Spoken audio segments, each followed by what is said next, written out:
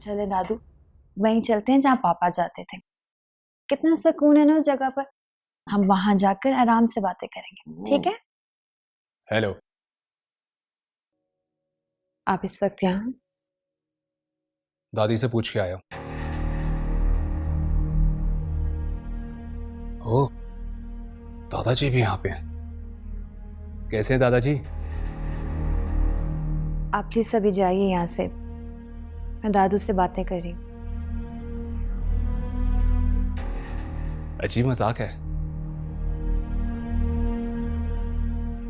दादू ने तो 25 साल पहले से ही बोलना बंद कर दिया था। अब तो वो बेचारे बस सुन सकते हैं या देख सकते हैं। आप प्लीज दादू के बारे में इस तरह से बात मत करें।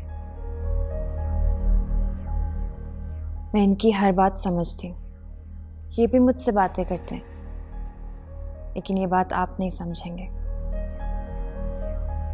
बड़ी अंडरस्टैंडिंग है आप दोनों में। एनीवेज, मैं आपसे माफी मांगने आया था। माफी? उस दिन आपके रूम में बगैर इजाजत के आ गया। I am sorry. कोई बात नहीं, आपको इस चीज का एहसास हो गया, इससे बेहतर क्या हो सकता है? आप मुझसे नाराज तो नहीं है ना? नहीं, मैं ये बात उसी दिन भूल गई थी। मुस्कुरा दो थोड़ा। तुम्हें मैंने कभी मुस्कुराते हुए नहीं देखा। किसी दिन मौका मिला तो जरूर मुस्कुराऊंगी। सुना है कि ये किसी की ख्वाहिश पे मुस्कुराना नेकी होती है।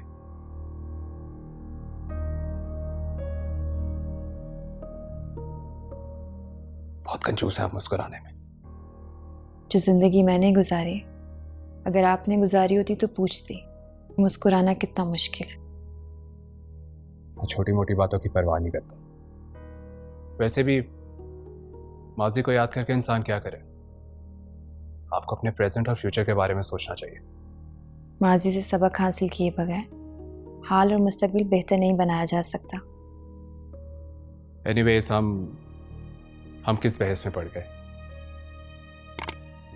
दोस्ती की खुशी में आउटिंग होनी चाहिए।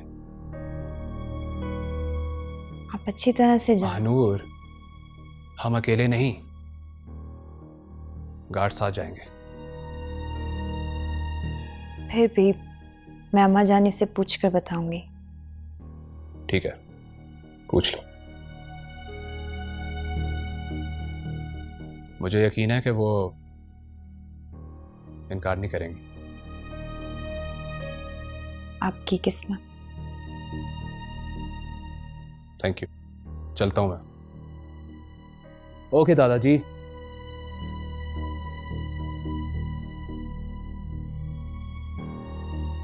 देखा दादू, कितनी फजूल बातें करते हैं।